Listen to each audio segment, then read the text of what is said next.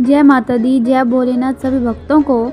आज हम पढ़ेंगे कि चंचूला के प्रयत्न से पार्वती जी की आज्ञा पाकर तुम्बुरु का विंध्य पर्वत पर शिव पुराण की कथा सुनकर बिंदुक का पिशाच योनि से उद्धार करना तथा उन दोनों दंपत्ति का शिव धाम में सुखी होना। जी बोले, शौनक, एक दिन परमानंद में निगमन हुई चंचूला ने उमा देवी के पास जाकर प्रणाम किया और दोनों हाथ जोड़कर वह उनकी स्तुति करने लगी। चंचूला बोली, गिरिराज नंदिनी स्कंद माता उमे, मनुष्यों ने सदा आपका सेवन किया है। समस्त सुखों को देने वाली शुभ प्रिय आप ब्रह्मा स्वरूपिणी है, विष्णु और ब्रह्मा आदि देवताओं द्वारा स्वयं है। आप ही सगुणा और निर्गुणा है तथा आप ही सूक्ष्म सचिद्वान स्वरूपिणी आद्या प्रकृति है। आप ही संसार की सृष्टि, पालन और संहार करने वाली हैं। तीनों गुणों का आश्रय भी आप ही हैं। ब्रह्मा, विष्णु और महेश्वर इन तीनों देवताओं का आवास स्थान तथा उत्तम प्रतिष्ठा करने वाली पराशक्ति आप ही हैं। सूत जी कहते हैं, शौनक, जिसे सदगति प्राप्त हो चुकी थी वह चंचूला इस प्रकार महेश्वर पत्नी उमा की स्तुति करके सिर झुकाए चुप हो गई। उसके नेत्रों में प्रेम के आंसू मढ़ आए थे।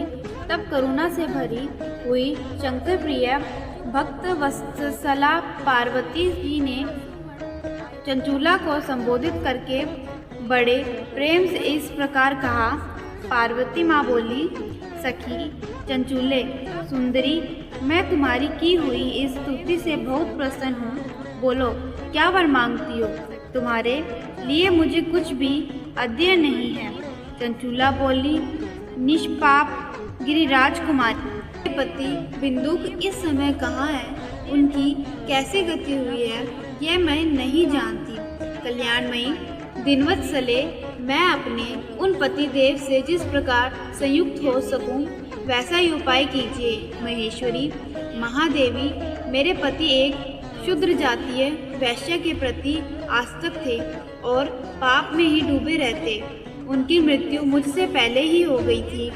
न जाने वे किस गति को प्राप्त हुए हैं। गिरिजा बोली, बेटी, तुम्हारा बिंदुक नाम वाला पति बड़ा पापी था। उसका अंतकरण बड़ा ही दुष्ट था। वैश्य का उपभोग करने वाला वह महामुंड मरने के बाद नरक में पड़ा। अगणित वर्षों तक नरक में नाना प्रकार के दुख भोग कर वह पाप आत्मा अपने शेष पापों को भोग के लिए विंध्य पर्वत पर पिशाच हुआ है। इस समय वह पिशाच अवस्था में ही है और नाना प्रकार के कलेश उठा रहा है। वह दुष्ट वहीं वायु पीकर रहता और सदा सब प्रकार के कष्ट सहता है। सूत जी कहते हैं, शौनक, गौरी देवी की यह बात सुनकर उत्तम व्रत का पालन करने वाली चंचूला उस समय पति के महान दुख से दुखी हो गई। फिर मन को स्थिर करके उस ब्राह्मण पत्नी ने व्यतीत हृदय से महेश्वरी को प्रणाम करके चंचूला बोली, महेश्वरी महादेवी, मुझ पर कृपा कीजिए और दूषित कर्म करने वाले मेरे उस दुष्ट पति का अब उद्धार कर दीजिए। देवी, कुशिष्ट बुद्धि वाली मेरे उस पाप आत्मा पति को किस उपाय से उत्तम गति प्राप्त हो सकती है यह शीघ्र बताइए। आपको नमस्कार है।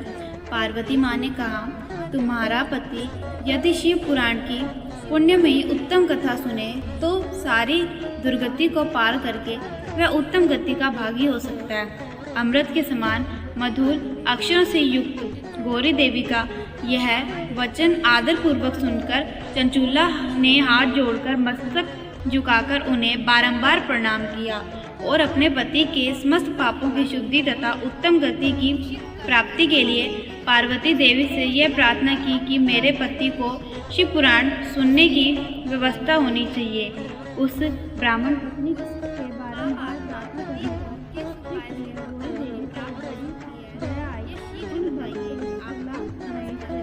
गिरिराज कुमारी ने भगवान शिव की उत्तम कीर्ति का गान करने वाले गंधर्वराज को बुलाकर उसने प्रसन्नतापूर्वक इस प्रकार कहा, तुम्बुरो, तुम्हारे भगवान शिव में प्रीति है।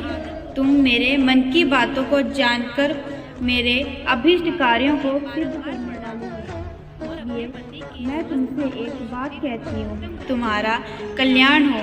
तुम मेरी इस सखी के साथ शीघ्र ही विंध्य पर्वत पर जाओ। वहाँ एक महाघोर और भयंकर पिशाच रहता है। उसका वृत्तांत तुम आरंभ से ही सुनो। मैं तुमसे प्रसन्नतापूर्वक सब कुछ बताती हूँ। पूर्व जन्म में वह पिशाच बंदूक नामक ब्राह्मण था। मेरी सखी चंचूला का पति था, परंतु वह दुष्ट वैश्यागी हो गया। स्नान ध्यान आदि नित्य कर्म छोड़कर अपवित्र रहने लगा।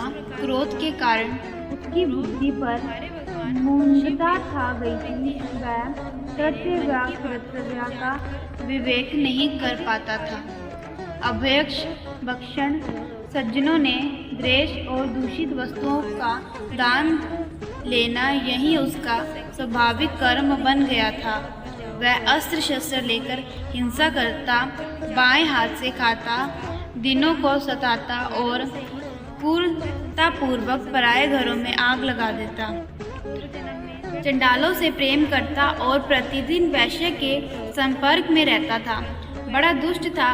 वह पापी अपनी पत्नी का परित्याग करके दुष्टों के संगम में ही आनंद मानता था। वह मृत्यु पर्यंत दुराचार में ही फंसा रहा। फिर अंतकाल आने पर उसकी मृत्यु हो के भोगस्थान घोर यमपुरे में गया और वहाँ बहुत से नरकों का उपभोग करके वह दुष्ट आत्मा जीव इस समय विंध्य पर्वत पर पिशाच बना हुआ है। वहीं वह पापों का फल भोग रहा है। तुम उसके आगे यत्न पूर्वक शिव पुराण की उस दिव्य कथा का प्रवचन करो जो परम पुण्य में तथा समस्त पापों का नाश करने वाली है। शिव पुराण की कथा का स्मरण सबसे उत्कृष्ट पुण्य कर्म है। इससे उसका हृदय शीघ्र ही समस्त पापों से शुद्ध हो जाएगा और वह प्रेत योनि का परित्याग कर देगा। उस दुर्गति से मुक्त होने पर बिंदु नामक पिशाच को मेरी आज्ञा से विमान पर बिठाकर तुम भगवान शिव के समीप ले आओ।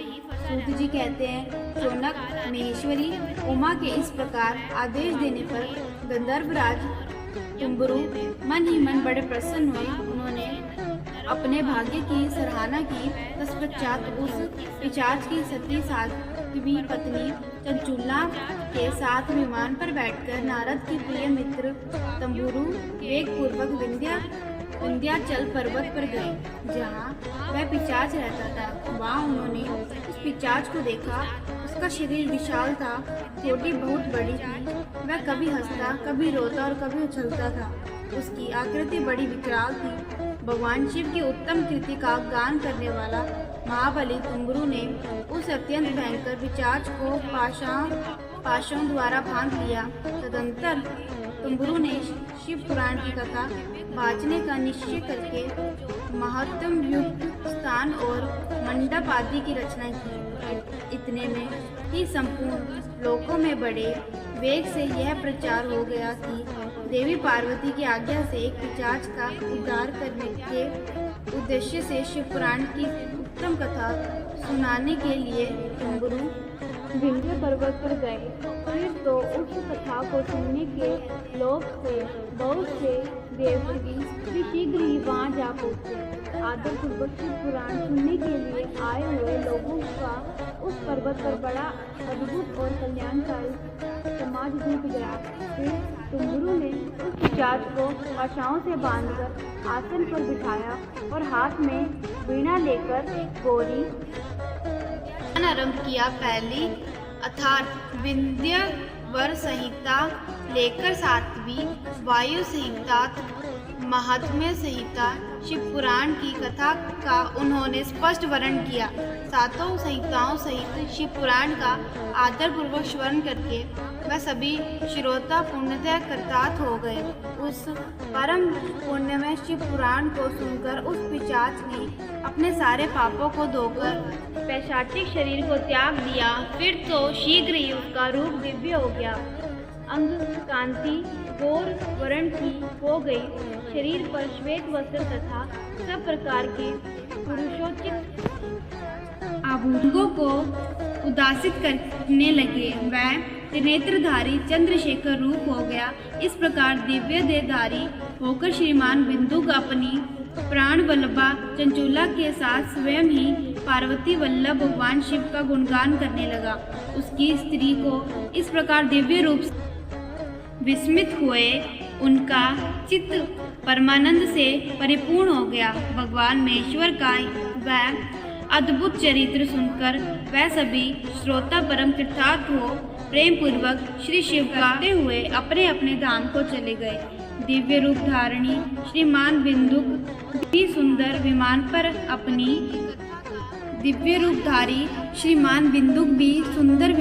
अपनी प्रियतमा के आकाश में स्थित हो बड़ी शोभा पाने लगा। तदंतर महेश्वर के सुंदर एवं मनोहर गुणों का गान करता हुआ वह अपनी प्रियतमा तथा तुम्बरू के साथ शीघ्र ही शिव धाम में जा पहुंचा। वहां भगवान महेश्वर तथा पार्वती देवी ने प्रसन्नता पूर्वक बिंदुक का बड़ा सत्कार किया और उसे अपना पार्षद बना लिया। उसकी पत्नी चंचूला पार्वती जी की सखी हो गई। उस घनीभूत ज्योति स्वरूप परमानंदमय सनातन धाम में अविचल निवास पाकर वे दोनों दंपति परम सुखी हो गए।